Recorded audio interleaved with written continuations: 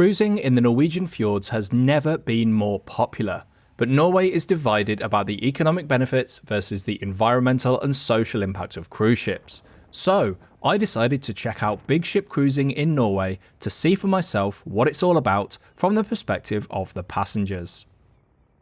I'm in Copenhagen getting ready to board the MSC Euribia. I've sailed with MSC cruises before in the Mediterranean, and I've sailed in the Norwegian fjords on much smaller ships. This experience is going to be a first for me. I want to see what the experience is like of sailing on a big ship in the Norwegian fjords from the perspective of a passenger. I know MSC Cruises is a line that splits opinion, but after a good experience previously, I know a little bit more about what to expect. I know it's going to be busy, I may have to wait a few extra minutes to leave the ship or to get a drink before dinner, but I also know it's one of the best value ways to cruise in the Norwegian fjords. Now, I've been given an 11 AM boarding time, so it's pretty much time for me to leave and head on over to the cruise port here in Copenhagen. I'll see you on board. I picked this itinerary starting in Copenhagen, but most guests on board actually boarded the previous day in Kiel. That's a feature not many cruise lines offer, but MSC do it frequently. This itinerary features 3 ports in the west of Norway: Ålesund, Nordfjordeid and Flom, each offering something different. Having done similar trips on smaller ships before, and then checking out the timings, I expected the evening sail away from Flom along the fjords to be a highlight of the trip, and I really did wonder how that would be on such a big ship.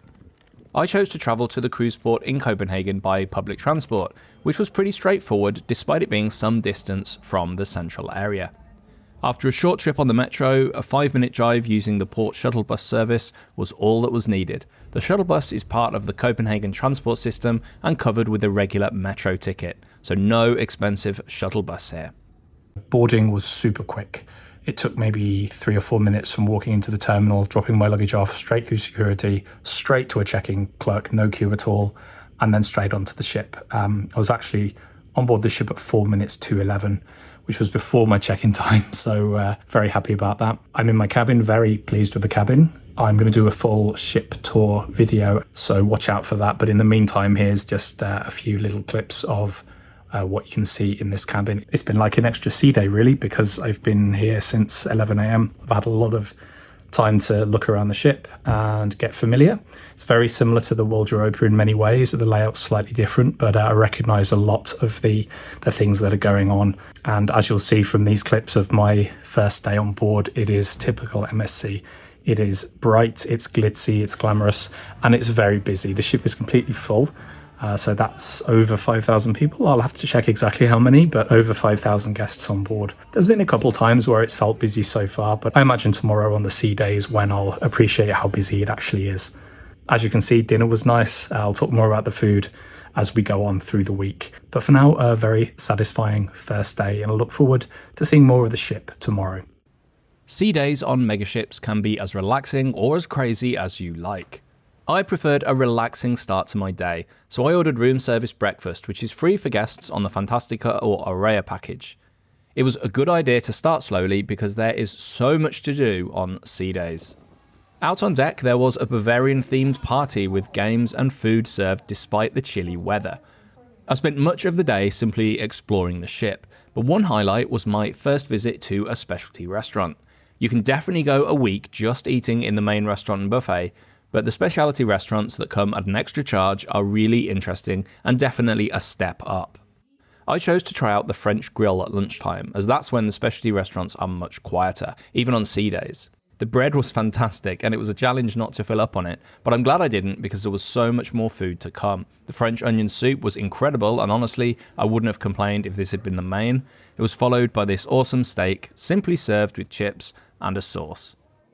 Something that surprised me on this first full day on board was the passenger mix. On my MSC Mediterranean cruise, there was a big mix of European nationalities, with Italian and Spanish dominating. Given the departure points for this trip though, I'd expected German passengers to dominate, but that wasn't the case at all, despite the Bavarian-themed party earlier in the day. The mix was pretty much the same. I heard a lot of Italian, Spanish, German and French, in addition to the occasional Russian and Chinese as well. If anything did surprise me, it was the lack of native English speakers. There were very few people from the UK on board, but perhaps that isn't so surprising given that there are MSC cruises to the Norwegian Fjords that depart from Southampton. The mix of languages means the entertainment on board, such as quizzes and dance lessons, needs to be done in at least a couple of languages. The evening shows are all in English though. For me, this isn't a problem at all, but I know it bothers some people. Only you'll know if that's you. Good morning, it's day 3, and as fun as it was to have a sea day yesterday and take advantage of all the fun and facilities on the ship, it's really nice to be in Norway, and what a view to wake up to here in Ålesund. Lots of people were heading off on excursions, but as I've been to Alesund many times over the years, I just fancied a wander around the beautiful downtown district. I waited some time to see if the weather would improve, as it was still raining when I first left the ship, so I ducked into Jugendstilcenter, the Art Nouveau Centre, somewhere I'd been many years before, but I fancied a refresher as I do plan on making a video soon about the history of this fascinating town. If you're looking for some background to your walk around Ålesund, the museum is well worth your time. Be sure to make your way into the Time Machine exhibit to get the full story. Back on the ship, it was time for some food. Most guests are allocated a specific table and time for dinner, but there are other options such as the buffet restaurant. I ate in my main restaurant 3 times over the week-long cruise. The food here is Mediterranean in style, served simply with no real frills. Service is quick, so there's plenty of time for a drink before the evening show. A lot of people complain about MSC's food online. For me, the food is absolutely fine. It's not the very best you'll find at sea, but it's far from the worst either. One thing MSC does do really well is its pizza, which is available almost around the clock. The ship also makes its own mozzarella, and it makes an absolute ton of it every single day, and it's always available in the buffet. There are 2 options for evening shows on board, the main theatre and the Carousel Lounge, which typically hosts big band concerts. There's also the casino, of course, and plenty of other activities going on late into the evening. If I wasn't so keen to see the fjords in the daytime, I would have spent a lot of late nights aboard the ship. Good morning and welcome to Nordfjordeid. This is the view I got at 6 a.m. this morning when I woke up, just as we were docking. I did go back to sleep for a short time afterwards, but what a welcome to Nordfjordeid. I'm looking forward to today because it's the only port on the itinerary that I've not been to before, and after a slightly damp day in Ålesund yesterday, the forecast is for dry weather today. So I have a full day planned of things to see and do in Nordfjordeid. It involves an early start, so let's go see what Nordfjordeid has to offer. As it turned out, Nordfjordeid was a real pleasant surprise. I didn't know too much about the place prior to visiting, but I managed to see and do a ton, including a visit to this incredible replica Viking ship in a purpose-built museum on the waterfront, meeting some beautiful Norwegian fjord horses, exploring the wooden architecture of the historic town centre, and simply soaking up some much-needed sunshine with these sensational fjord views.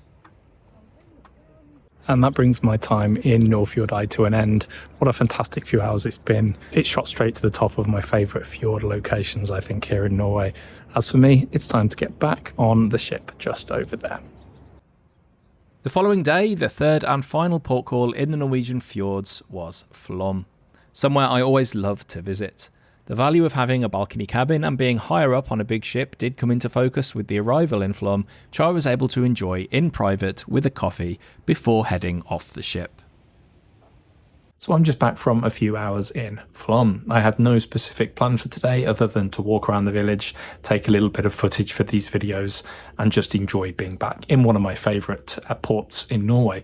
It's somewhere I've been several times before, but coming on a big ship for the first time, I've seen one of the downsides in big ship cruising in Norway, and that, of course, is the crowds. Flom is a very small place, and with upwards of 5,000 people coming off the ship today, it really did feel crowded. The railway, for example, had been sold out for what looked like weeks in advance, and there were a lot of disappointed people who were queuing for tickets only to find out that there were none available. But of course, there is a lot of other things to do in Flom. There are other tours, there's boat tours, bicycle hire, or just walking. There's a lot of walking trails around here. You can rent a kayak there. There's a lot going on. So although the central area can get very crowded, it is relatively easy to find some peace and quiet here. Still, I completely understand why, if you are a local here, it can be quite overwhelming when a ship of this size comes into dock. After a very quick dinner, it was time for the sail away. I knew, having been on smaller ships here before, that the next few hours would be spectacular, and I didn't want to miss a minute, despite the strong winds. Although I had a balcony cabin, I decided to head up to the open decks on the top of the ship to see how busy they were. I had expected crowds, but it was easier than I expected to find a place to watch the sensational fjord landscapes. I guess most of the people had chosen to stay on their own balconies. The Ålesund Fjord is a sensational sight at any time of year, and this couple of hours were a real highlight of this trip. If you're planning a fjords cruise, make sure you plan time for the sailaways. After the hectic nature of Flom and the peace of sailing through the fjords, it was time to get busy again, with MSC's well-known White Party, which took place on the main promenade. Although it looks busy, it's easy to avoid these gatherings if you want a quieter evening. This is a very big ship with a lot of lounges. And so we're coming to the end of the trip. It's a final sea day, and after several days of far too much food and a few too many drinks, I'm taking it easy today. I've done a lot of exercise, walking around and around and around the deck. It also gives me a chance to reflect on the last few days. It's 3 Norwegian ports: Ålesund, Nordfjordeid and Flom. 3 very different experiences, actually. Different weather, different sized places, and very different experiences.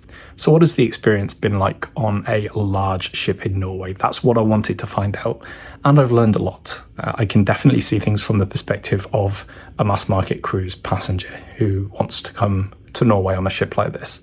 There is so much to see, so much to do on board, all these food options. It's not for everybody, for sure. People criticize these ships for being floating hotels or floating holiday camps. That is exactly what they are. That's not necessarily a bad thing. It all depends on what you want out of the experience. Compared to a small ship, the difference is huge. Small ships tend to be more focused on enrichment. They can visit smaller ports. They maybe spend more time scenic cruising. Maybe there's more outdoor space. It's a very different experience. It's like comparing chalk and cheese, really. Would I come on MSC cruises again in Norway? I don't know. I've had a great time. I would definitely consider coming on MSC cruises again somewhere else. For me, I really prefer small ship cruising in Norway. I like to spend my time outdoors, learning, seeing, and really sailing in those narrow fjords. But I would absolutely recommend MSC in Norway for the right kind of person as well, depending on what experience they're looking for. If you want to see a little bit more about cruising in the Norwegian fjords, check out this video next.